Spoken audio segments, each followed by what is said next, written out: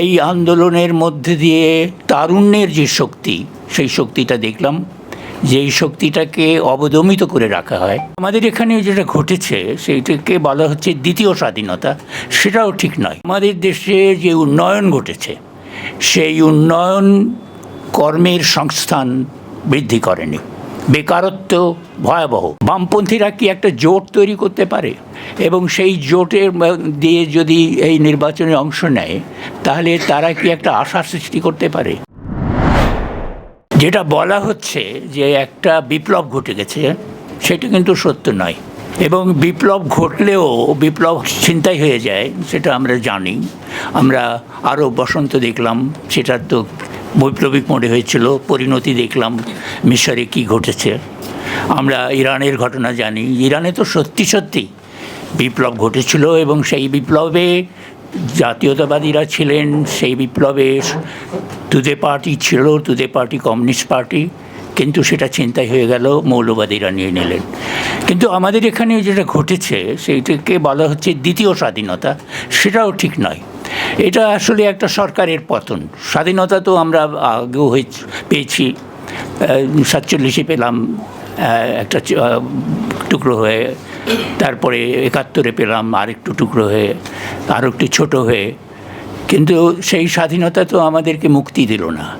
কাজেই আজকে যে কি আমাদের আলোচ্য বিষয়, সেটা হচ্ছে যে আমরা এরপরে কি করতে পারি, আমাদের কর্তব্য কী, সেইটা নিয়ে আপনারা বলবেন, আমরা শুনবো। কিন্তু এখানে যে জিনিসটা গুরুত্বপূর্ণ সেটা হচ্ছে দু একটা কথা আমি বলি। একটা হচ্ছে যে বৈষম্য।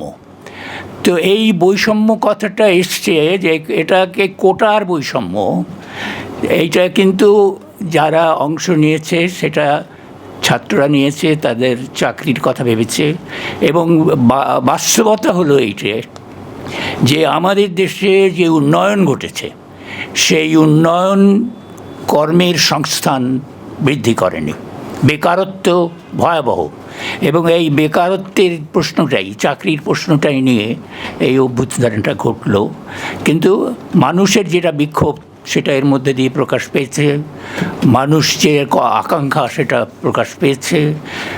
যেমন ধরুন যে গতকালকার খবরের কাগজেই বেরিয়েছে, দিনাজপুরের এক ছাত্র, সে সিলেটে শাহজালাল বিশ্ববিদ্যালয়ে পড়ে, সে শহীদ হয়েছে। সে তার বোন তাকে বলেছিল ঘরে থাকিস, সে বলছে যে ভাইরা সংগ্রাম করছে, আমি ঘরে থাকবো কী করে। শহীদ হয়েছে। এখন বোন থাকে দিনাজপুরে, ভাই বোন দুজন এবং পরিবার ছোট। ওদের স্বপ্ন ছিল, বোন আবার ওইখানে হাজী দানেশ বিশ্ববিদ্যালয় থেকে সম্মান পাশ করেছে। ওদের স্বপ্ন ছিল, সে বলছে যে আমাদের স্বপ্ন ছিল যে বৈষম্য দূর হবে। সেই স্বপ্ন যদি কিছুটাও বাস্তবায়িত হয় তাহলে আমরা মনে করব যে আমাদের একটা সান্ত্বনা আছে। এখন প্রশ্ন হচ্ছে যে এই বৈষম্যটা দূর হবে কি করে। এবং আমরা যেটা দেখছি যে এই আন্দোলনের মধ্যে দিয়ে তারুণ্যের যে শক্তি, সেই শক্তিটা দেখলাম, যেই শক্তিটাকে অবদমিত করে রাখা হয়। এবং বিশ্ববিদ্যালয়গুলোতে যে ছাত্র সংসদের নির্বাচন হয় না, সেটি যে এই তারুণ্যকে দমন করার জন্য সকল সরকারই করে, সেটা আমাদের কাছে খুব স্পষ্ট। আমরা এও দেখলাম যে এইবার মেয়েরা কীভাবে অংশ নিয়েছে এবং মধ্যরাত্রেও মেয়েরা বেরিয়ে এসছে। এবং এই মেয়েদের বেরিয়ে আসাটা পিতৃতান্ত্রিক যে আমাদের রাষ্ট্র কাঠামো, তার বিরুদ্ধে একটা বিদ্রোহ। এইটাও খুব তাৎপর্যপূর্ণ, মেয়েদের অংশগ্রহণ। কিন্তু আমরা গতকালের কাগজেই দেখেছি, আপনারাও দেখেছেন হয়তো, যে আন্দোলনের সময়ে খুন বন্ধ ছিল, ধর্ষণ বন্ধ ছিল, কিন্তু আবার সেটা শুরু হয়েছে। গতকালকার কাগজে, এক কাগজে ছিল 8 জন খুন হয়েছে। সেটা ওই সরকারি বাহিনীর হাতে তো নয়, এবং যে যারা আন্দোলন করছে তাদের হাতেও নয়।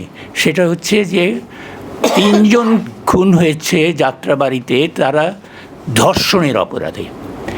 তো এই ধর্ষণ জিনিসটা কিন্তু আন্দোলনের সময় ছিল না। এখন যখন আন্দোলন নেই তখন ধর্ষণ চলে এসছে, পুলিশ নেই। এবং এই 3 জন গণধর্ষণ করেছে পাবলিক, সেখানকার সাধারণ মানুষ, তাদেরকে পিটিয়ে হত্যা করেছে।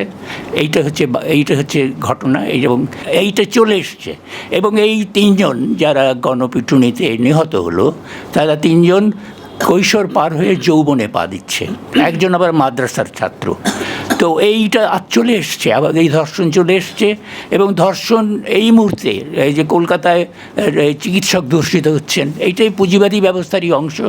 কাজে ওই ব্যবস্থাটা রয়ে গেছে। আজকে যে বৈষম্য, সেই বৈষম্যের কথা বলতে এসে এই পুঁজিবাদের কথা আমাদের বলতে হবে, আমাদেরকে সাম্রাজ্যবাদের কথা বলতে হবে।